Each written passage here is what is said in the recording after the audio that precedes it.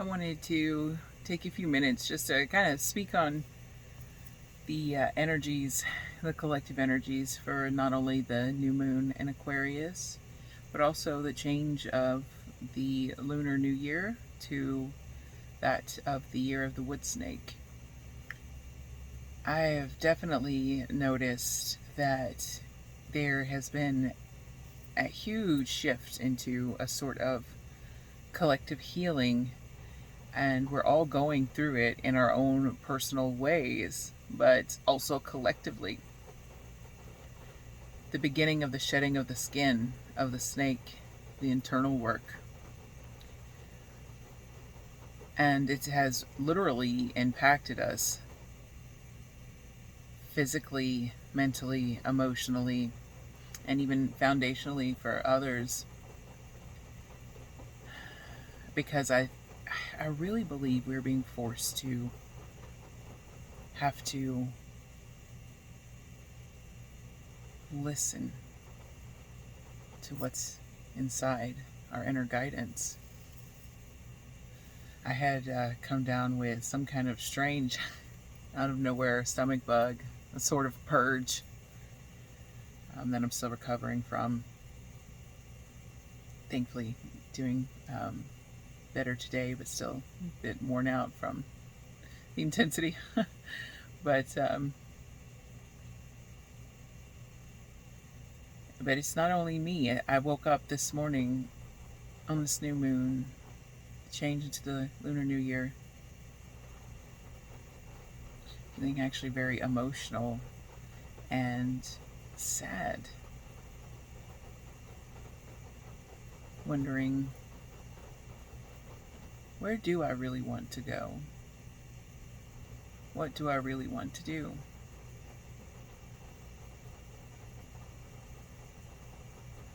Because I'm a kind of person who's not made to live a normal 9-to-5 job kind of life. I'm here to help people. I'm here to do something different. And I've felt this since I was 4. And my life has definitely spoken of that, being the rebel, the outcast, the one that always, well, I felt like I didn't belong anywhere for long anyways. But given that one of my main spirit animals, spirit totems, which I have a few of them, one of the main ones is the white wolf, who stepped forward actually on my way to Mount Shasta. That's when he came in, right before I left to Mount Shasta.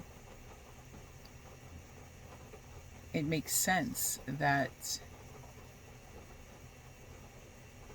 he did step forward in the way that he did, because I meant to step into a role of not doing things the way that everyone else does, being more of a leader or a teacher or someone who can show a different perspective, which I've always known, but there's always been a part of me that's been afraid to do that, in a sense, because I had lived, my life had so much judgment in it, heavy judgment, and always finding that it just didn't fit in a sense. Even in places I would feel really accepted, And so there's really this level of, that's because you're not meant to. You're meant to create your own path. You're meant to do your own thing. You're meant to lead your own way. And maybe I can do that by being more vulnerable in my experiences of life, given that it has been a pretty tough road, and I know everyone definitely has experienced that in this modern day and age for sure, but all of us in unique ways. And maybe there could be something in my experience that can be of benefit to others.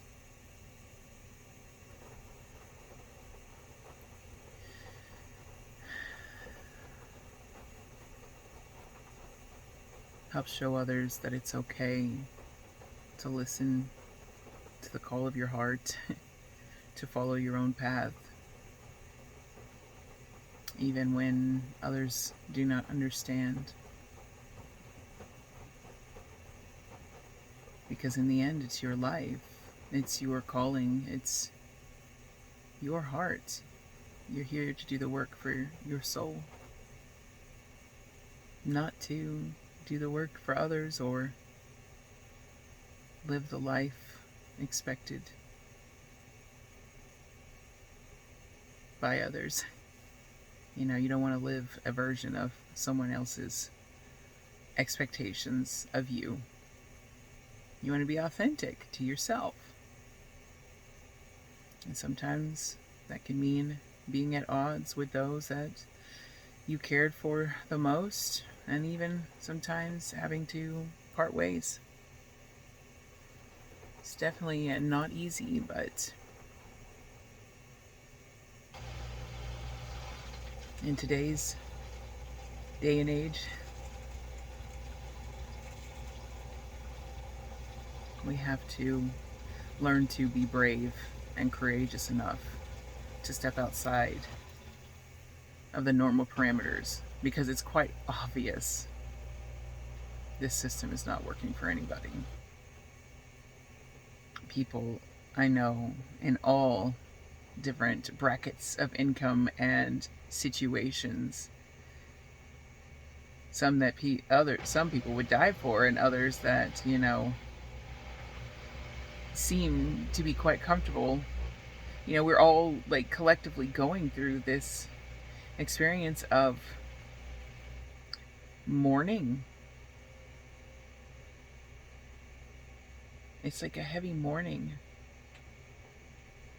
because change is on the horizon. And so we need to take time to give ourselves space to mourn, to grieve, so that we can take the next step. Even if it's a baby step, and take the next step on our path into what is true and right for us.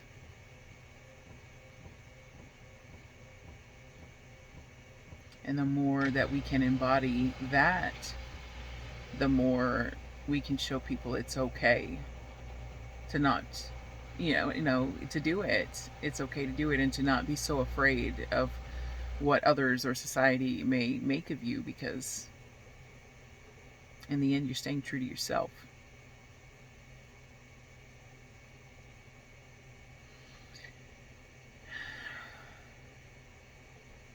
And we're also here to change the system, man. Like I said, people of all income brackets are collectively mourning, suffering, going through immense emotional experiences and physical experiences, no matter where they are at in life. And that speaks for itself, that it's just time for us to just really step into following that call, because we've got to change this. It's not working for anybody. This whole run the rat race and carry all this weight and do it all on your own without any support. You got to be able to, and you can't do it without, feeling this way or that way, or even the whole victimhood thing. While some people do use that as a crutch, I feel like it's been kind of taken out of context, because there are people who really just need a little guidance and a little, support.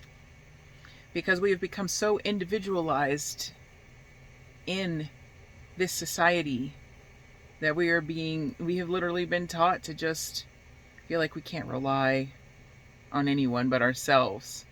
But my experience with the indigenous communities